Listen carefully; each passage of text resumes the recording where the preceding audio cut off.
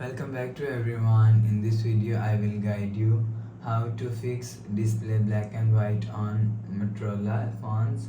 Let's start the video. If you want to fix this problem, so first of all go to app library. Here click on settings app. Now in setting, scroll down and click on display and click on colors. So change color. After adjust color, go back to home screen. You will see a problem is solved. But if it not solved, if you want to fix this problem, click on settings app. Now in setting, click on display and make sure turn off dark mode. After turn off dark mode, go back to home screen.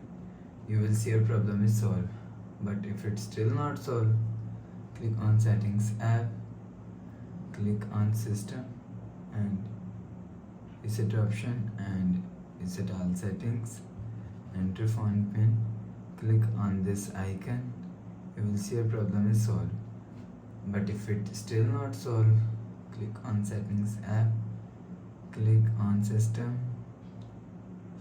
and click on reset option, factory reset, click on erase all data, enter phone pin, click on this icon. You will see your problem is solved.